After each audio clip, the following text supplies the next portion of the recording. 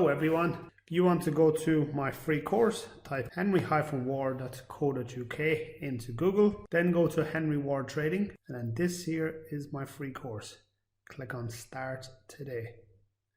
If you want to go on to the webinars that I do every Sunday and every Wednesday, click on Trading Academy and then click on Start Today. So this is the Trading Academy. This is the full training, the webinars, direct access to me, everything that you want. Welcome to another section on the markets.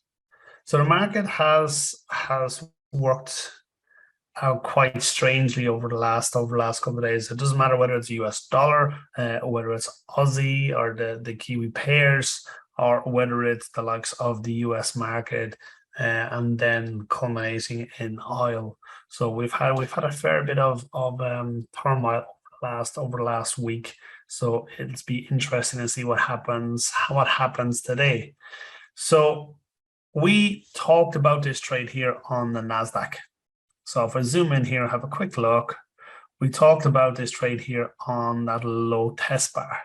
So we have this trade.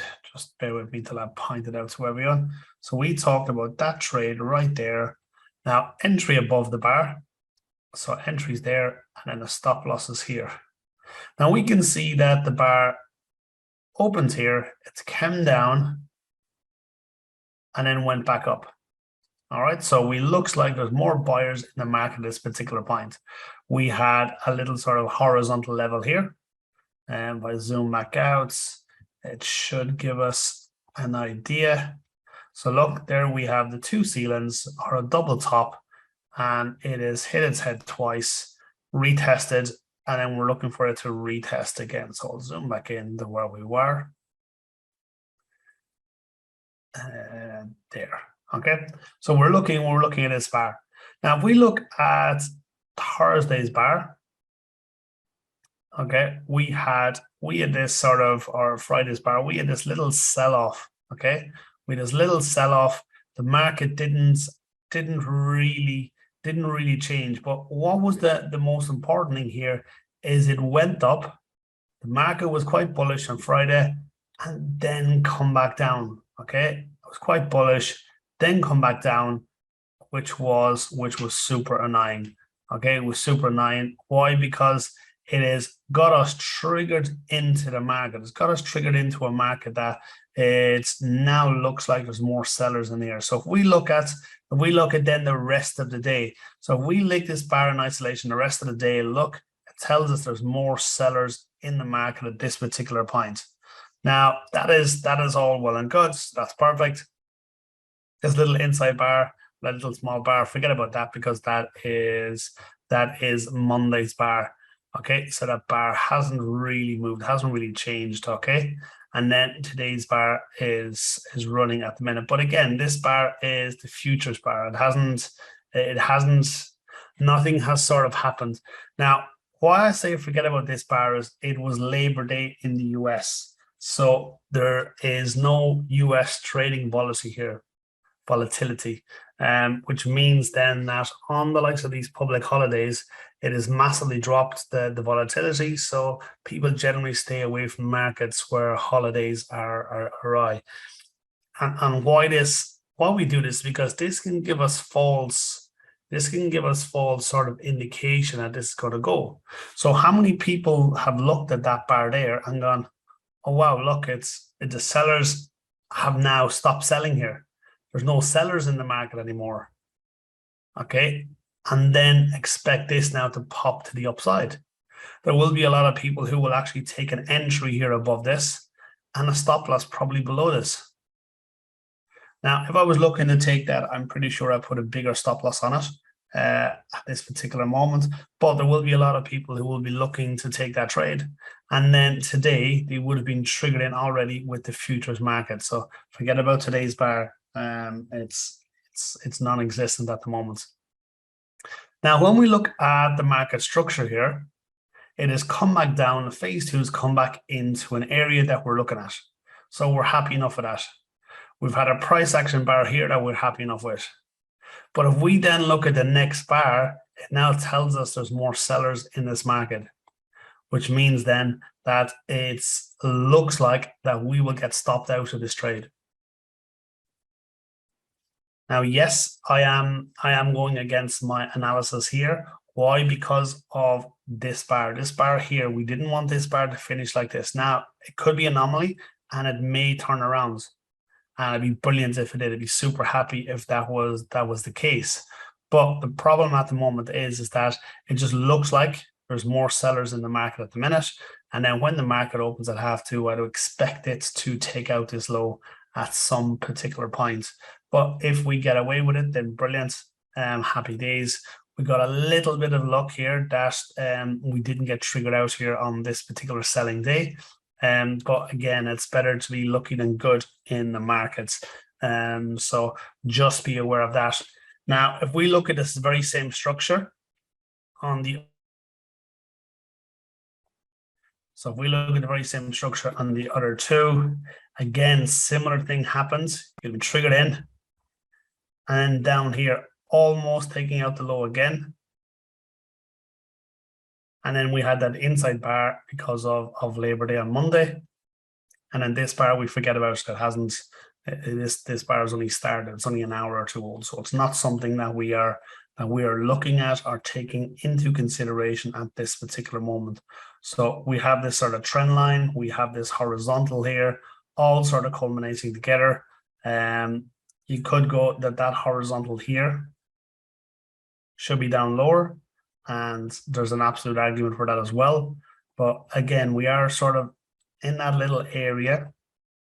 Just a matter of how strong that level is, and does the market agree that this is the point where we expect this to go up? And is our stop loss in a safe enough place? And if not, the next place is down here. Okay, so expecting it to go down there if it breaks this floor. I don't see any reason why it will stop before there. And the Dow. If we look at the Dow was completely different to the likes of the Nasdaq and the S&P. Look, the Dow had an engulfing bar. So the Dow took out the high and the low. So look, the low was taken out as well. So it actually had this engulfing bar. And then we had this little small inside bar that we forget about. And the same with today's bar, so we forget about as well. So these two bars are sort of non-existent. So in this particular scenario, it tells us that the buyers took out the high, and then the sellers took out the low. So there's a huge argument in this. But because of the color of this engulfing bar and where the open and the close of the body is, it tells us there's more sellers in the market, and we would expect this to continue going down. So the German. So we talked about these two trades going down. Anyone that took them, well done. We also talked about this retest here. Wouldn't have been something that I took, but I know some of you guys took it, and it continued to go down. And again, I don't see any reason for this not to hit this floor. What someone said to me, one of the big things with trading at the minute is we're not getting massive trends. We're getting spikes in particular directions. Now, if you know that the market is not very trend-based, you know that it's very choppy and spiky at the minute. When you're placing a trade, what can we do? Now, we can place trailing stop losses. Now, not all brokers will allow you to do that, but on eToro you can. So if we see a trade that's setting up and we're happy with it, one of the things that you set from the very beginning is a trailing stop loss. And set that at the moment of placing a trade, and you put your trade at 1% behind, it means that this will trail at 1% behind. So every time it goes anything above 1%, it will start moving up, which is a decent idea.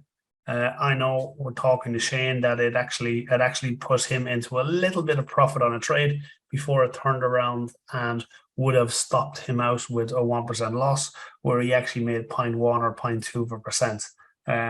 But with trailing stop losses, there are pluses and there are minuses, and it's one of these ones that you just have to look at it over a large period of time and then work out if it is for you or not.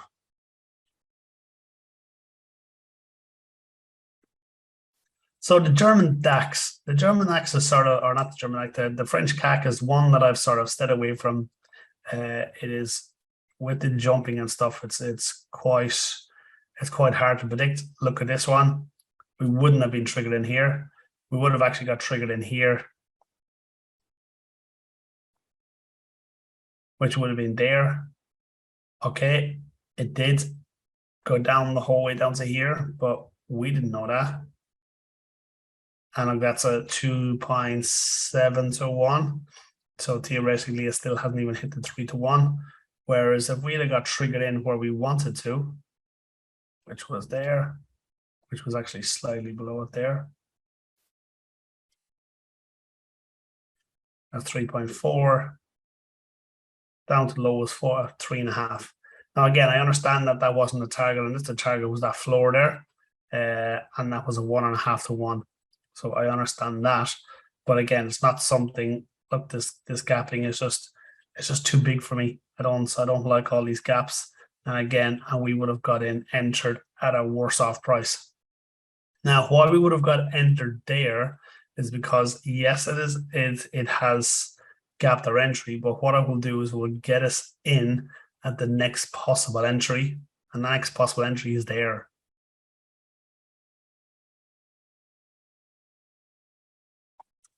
UK 100.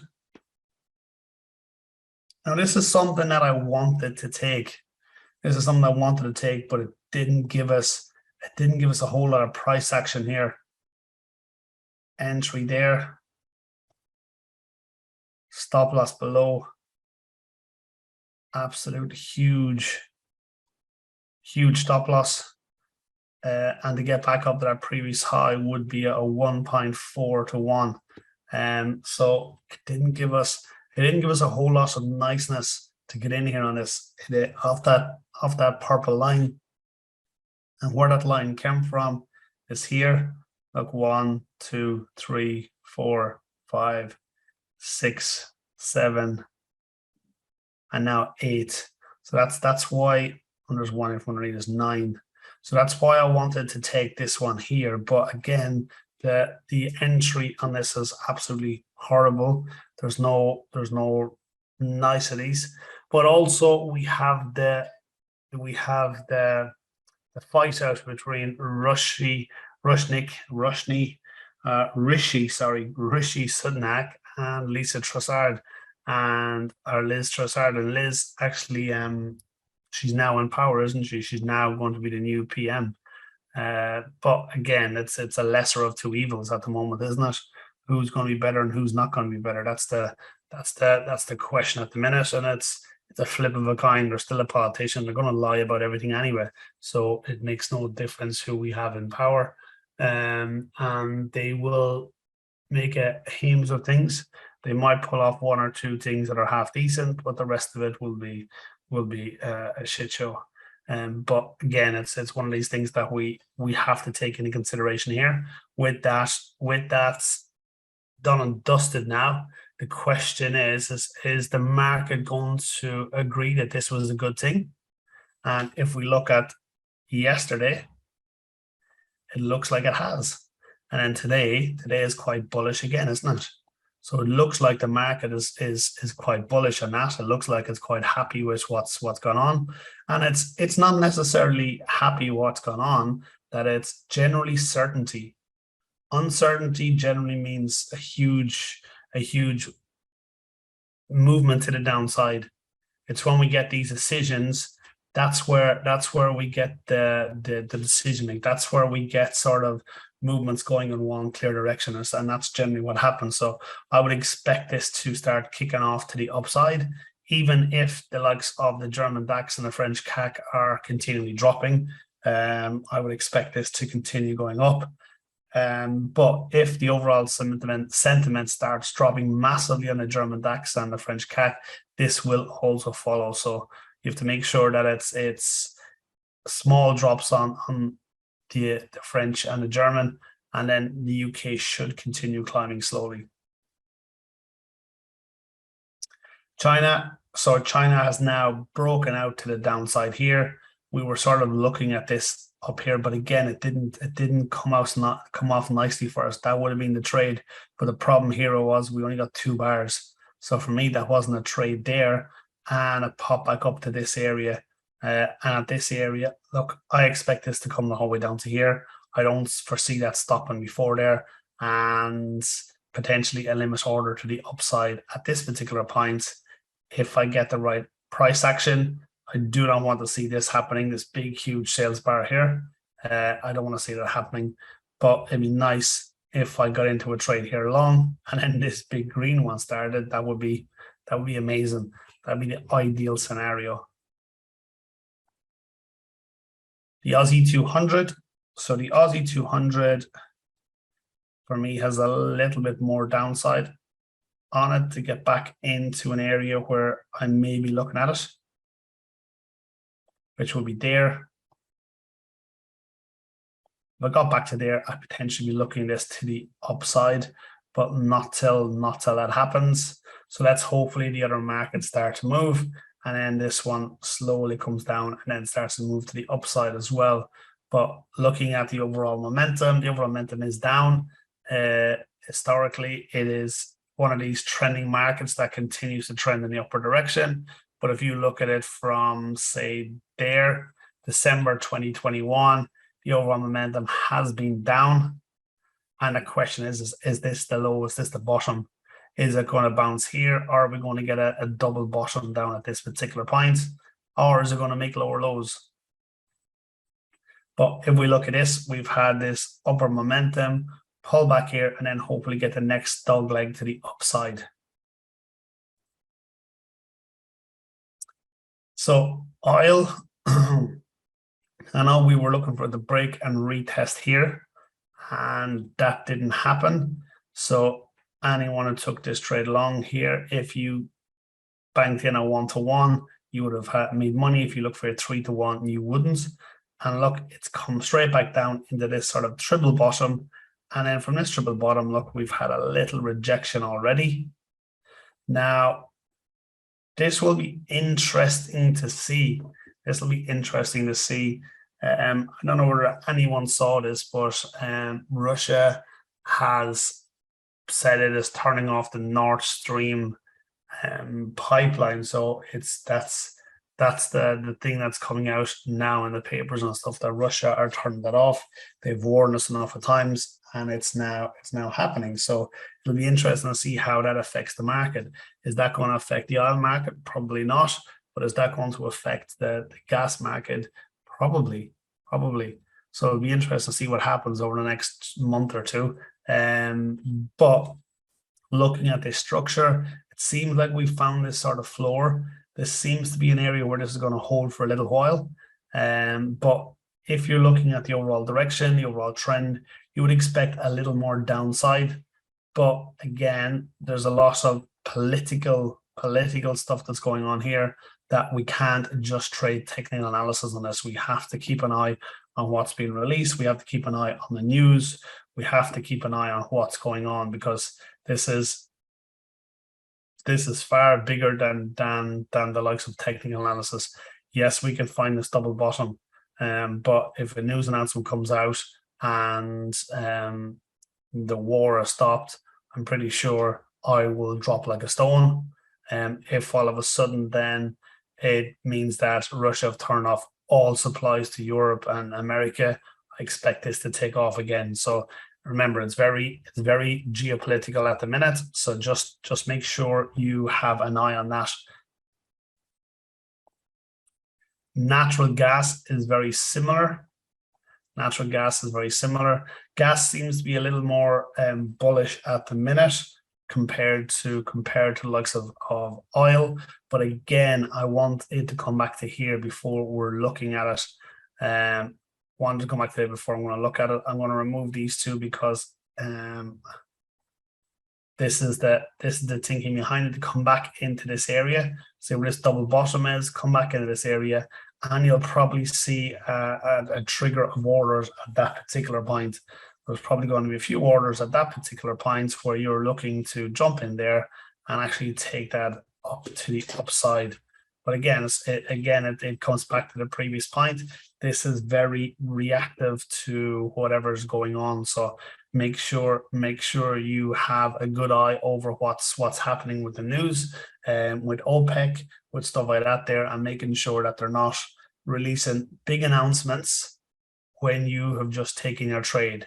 Okay, because the problem with big announcements is that you can never fully trust what's going on. You're trying to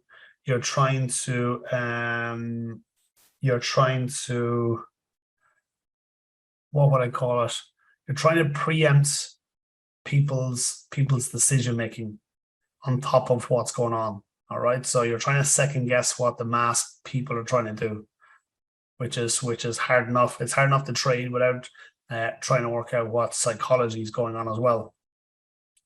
So we talk about this as a triple top here. So 1, 2, 3.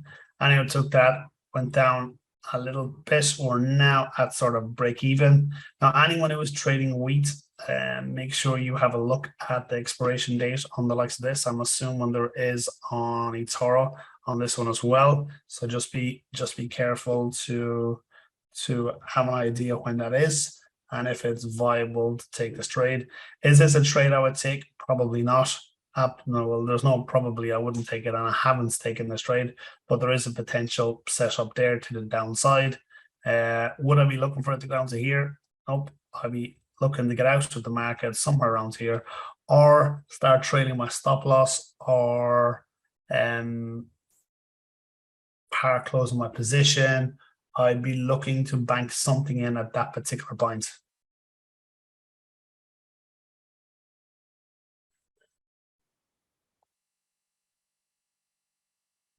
Let's have a quick look at silver. So we talked about silver going short here on the back of that inside bar.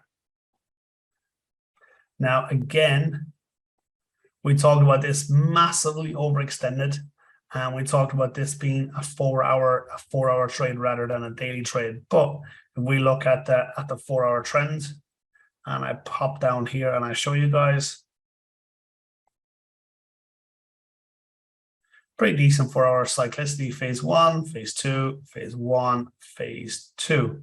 We looked at this pretty big bar here, and entry below it, stop loss above it, and look, we never got triggered in. So I love these types of trades that our analysis was wrong, but again, we never got triggered in. Now, secondly on this one, I would have never taken this trade. Why? Because for me, this is a phase 2. And look, we've had 2 bars. We've had 2 bars going back there. So for me, this phase 2 hasn't completed till this one. So this is a 3-bar pullback. Okay, so now I know that this is a phase 2. Problem with this is now it's gone through this level, or we could potentially move that up to there and go, well, it's sitting on that area right now. Could potentially say that. Or we're looking at the bodies of this candle, bounce, and then there again, absolutely. And if that bar finishes like that, is there a trade there? Yes, there is a trade, and the likelihood of you being triggered into the downside is very slim. Why? Because look how bullish this bar is. It'll probably give us some sort of a high test bar or something like that then tomorrow if the market is going to drop. But at this particular moment, there is a trade there, but it's not something that's the chance of you being triggered in is quite slim on this, and it's not something I would trade till the end of the day. Okay, so I'll be waiting for the market to start to just about to close before I'll be looking to place that. If we look at gold has actually had a little better setup here. So we 1, 2, 3 bars. Okay, so we've had that nice pullback there. Let's have a quick look at this floor. 1, 2. Is this the greatest floor in the world? Absolutely not. You have 1 and 2 here. You could argue that this is not the floor, but looking at the wick, we have had a rejection from there anywhere along there, but we have had this rejection here. So there is a little bit of 1 there. Is it 1 again that's massively jumping out at me? Again, no, not hugely. So that was a sell. It was a buy. Sorry, look, we're a sell.